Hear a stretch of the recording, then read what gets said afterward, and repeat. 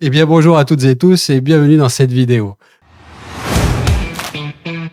Donc comme vous le savez, dans le cadre de la réglementation environnementale 2020, donc toutes les constructions neuves, il y a un contrôle qui se fait sur le système de VMC. Et ce contrôle sur le système de VMC, par exemple pour une maison individuelle équipée d'une VMC simple flux, avec 3 chambres, 2 WC et une salle de bain, donc c'est pas un château, vous avez minimum 81 points de contrôle obligatoires. Un seul de ces points de contrôle obligatoires n'est pas bon et on ne peut pas donner la conformité. Ok, let's go. Alors, je vais commencer par me présenter. Je m'appelle Pascal Panza, je suis ingénieur des mines, expert judiciaire près la Cour d'appel d'Aix-en-Provence. Je suis formateur pour le CSTB et je suis auditeur expert pour les organismes de certification. Je suis par exemple auditeur expert pour la qualification numéro 8741, qui est la seule qualification qui permet à une personne de venir faire le contrôle du système de VMC. Donc, auditeur expert, ça veut dire quoi? Ça veut dire que, d'une part, je vais sur les chantiers faire les contrôles. Et deuxièmement, Calibat, qui est le seul organisme à délivrer cette certification, va m'envoyer les rapports de mes confrères pour que je donne mon avis, je dise ce qui est bien, ce qui doit être amélioré. Ensuite, j'envoie tout ça en commission et la commission prend une décision. Voilà. Alors, pour enlever toute mauvaise idée de la tête, je me trouve dans le Var et Calibat va m'envoyer les dossiers qui se trouvent dans le nord de la France. Donc, il n'y a aucun risque de conflit d'intérêt. Ok, let's go. Voilà. Alors, cette formation, je l'ai voulu pratico-pratique, c'est-à-dire 10 modules qui sont très courts. On va avoir, par exemple, un module pour le caisson, on va avoir un module pour le réseau, on va avoir un module pour les bouches d'extraction, etc., etc. Et chaque module, on va vous donner les bonnes pratiques. On va vous dire qu'est-ce qui va être contrôlé le jour de la conformité, exactement, de telle sorte à ce que vous sachiez et que vous puissiez vous préparer à être conforme. Parce qu'il faut être préparé à être conforme. Je vais vous donner un exemple.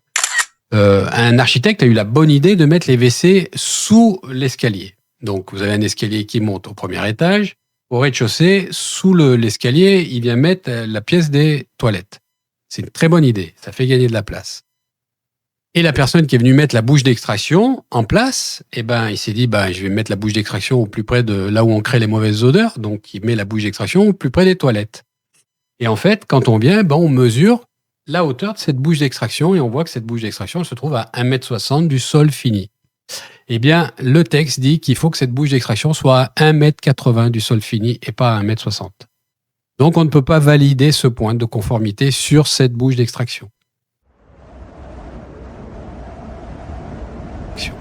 Une bouche d'extraction, il y a 11 points à contrôler.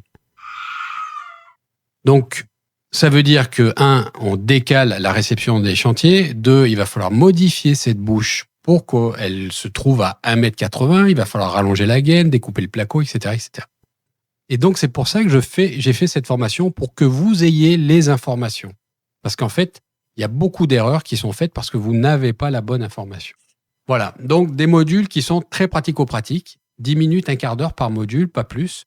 Et pour chacun des modules, à la fin, vous avez un QCM. Ce QCM, vous devez avoir 90% de bonnes réponses pour passer au module suivant. C'est-à-dire vous avez 10 questions. Sur 10 questions, il faut 9 bonnes réponses. 9 bonnes réponses, vous pouvez passer au module suivant. C'est-à-dire que le but du jeu, c'est pas seulement de vous vendre une formation, même si ça m'intéresse beaucoup, mais le but du jeu, c'est que l'information, elle s'ancre dans votre tête.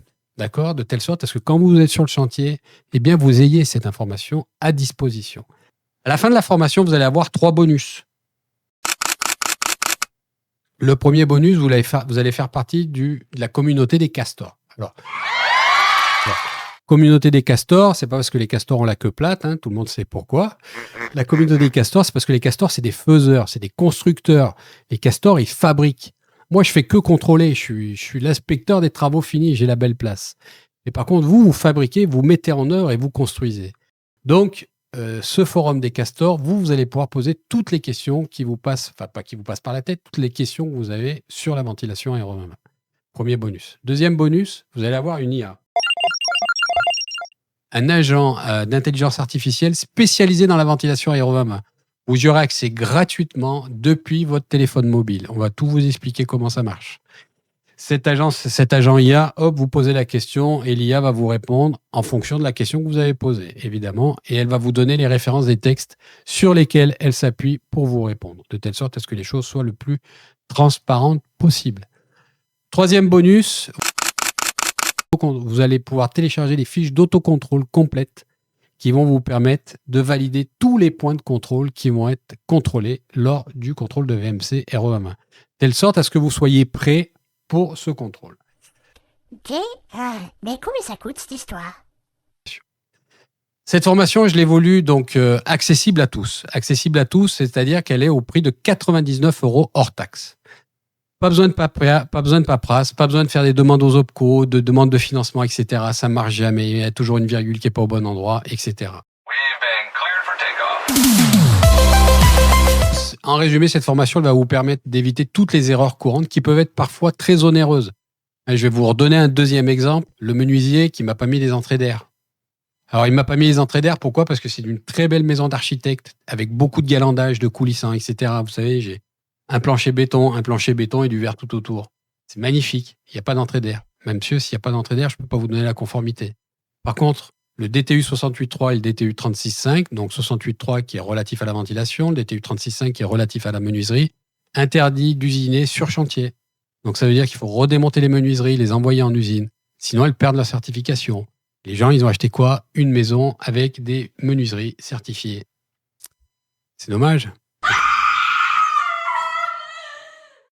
Donc, grâce à cette formation, vous allez avoir toutes les bonnes pratiques.